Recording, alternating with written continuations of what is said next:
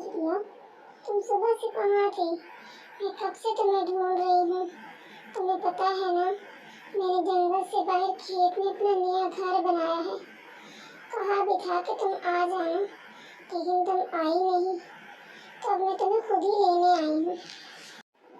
चलो अब तुम मेरे साथ चलो और चल कर बताओ मेरा घर कैसा है। तुम्हारा घर है तो अच्छा ही होगा। क्या अभी तक नाराज हो तुम मेरे से? अच्छा चलो ना, अब मुंह न बनाओ। चलो मेरे साथ मेरे घर चलो, साथ वाले दरख्त पे है मेरा घर। वाह भाई, घर तो वाकई तुमने बड़ा ही शानदार बनाया है। मुझे तो बहुत पसंद है। लेकिन ये बताओ, इस खेत के मालिक ने कुछ परेशान तो नहीं किया तुम्हें? मालिक तो बहुत गुस्से में है, बस वो भी आता ही होगा। वो तो कह रहा था कि यहाँ से अपना घर हटाओ, सारा मेरे खेत का बुरा हाल कर दिया है तुमने। लेकिन हमने तो कुछ किया ही नहीं खेत को। अभी खेत का मालिक आएगा तो तुम चुप करके अंदर चली जाना। तुम ना उसका मुंह लगना, मैं खुद ही देख लूंगी उसे। मीना चिड़िया, तुम उसको बताओ यहाँ तुम्हारे खेत को कुछ नहीं। चिड़िया, कितनी बार कहा है मैंने तुम्हें कि इस दरख्त से अपना घर हटाओ।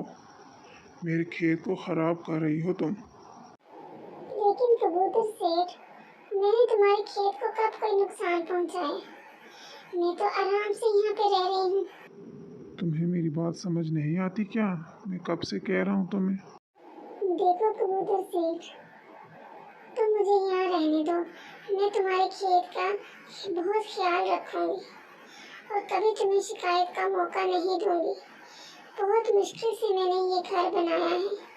मैं और मीना चिड़िया हम दोनों यहाँ रहेंगे और हमेशा तुम्हारे खेत का ख्याल रखेंगे। अच्छा चलो रह लो तुम यहाँ पे, लेकिन दूसरे परिंदों से मेरे खेत को बचा के रखना।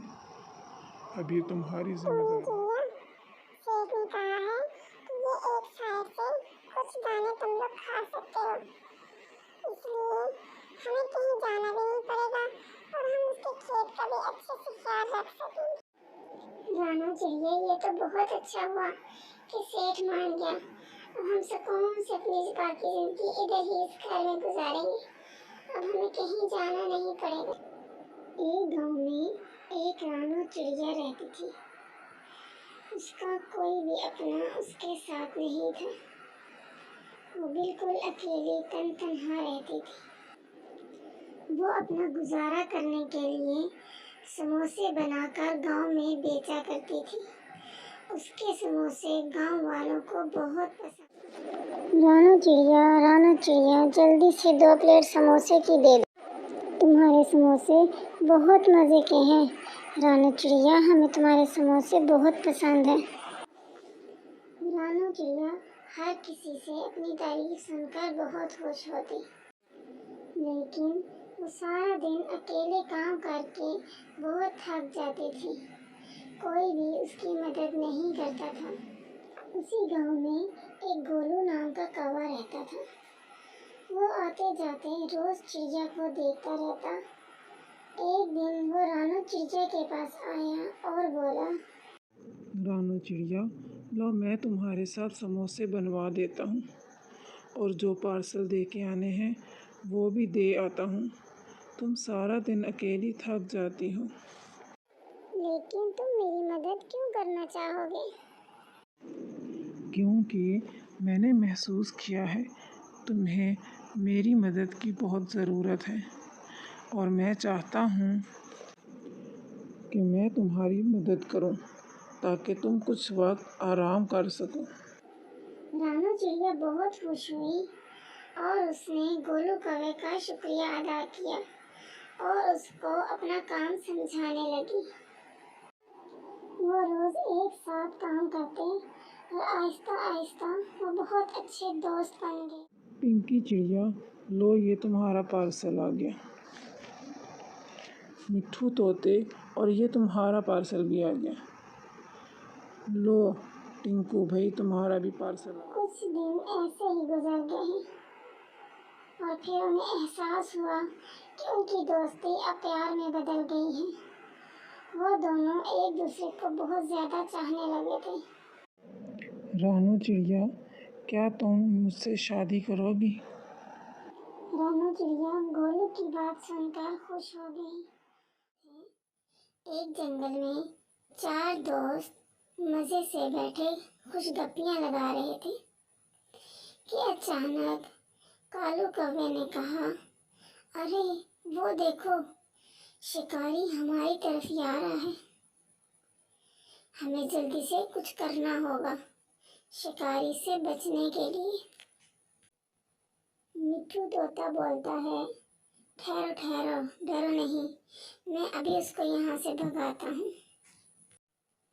फिर मिट्ठू तोता बहुत तेज सी आवाजें निकालता है और ये आवाजें सुनकर शिकारी डर जाता है और डर कर भाग जाता है। चारों दोस्त बहुत खुश हो जाते हैं कि उन्होंने शिकारी को जंगल से भगा दिया। लेकिन थोड़ी ही देर बाद शिकारी फिर से उनकी तरफ आने लगता है। अब की बार कबूतर कहता है, ठहर जाओ, मैं इसका कुछ करता हूँ। कबूतर उड़कर जाता है और एक बड़ा सा पत्थर शिकारी की तरफ फेंक देता है और खामोशी से एक साइड पर छुप जाता है। शिकारी समझता है कि शायद पत्थर खुद ही मेरी तरफ आ रहा है। वो डर जाता है कि ये जंगल बहुत अजीब सा है, यहाँ पे अजीब अजीब आवाजें आती हैं। वो डर कर भाग जाता है। बत्तख बोलती है कि हमें शिकारी के पीछे जाना चाहिए और उसको किसी तरह से मजीद डराकर इस जंगल से बाहर भगाते हैं ताकि वो दोबारा हमारी तरफ ना आ सके और हमें परेशान ना कर सके। वो सब उसकी बात मान लेते हैं और शिकारी के पीछे जाके उसको डरा कर वहाँ से भगा देते हैं। प्यारे बच्चों, इस कहानी से हमें ये सबक मिलता है कि एक साथ मिलकर काम करने से बड़ी से बड़ी मुश्किलें भी जल्दी हल हो जाती हैं। हमें हमेशा एक दूसरे की मदद करनी चाहिए और हर मुश्किल का हल मिलकर निकालना चाहिए।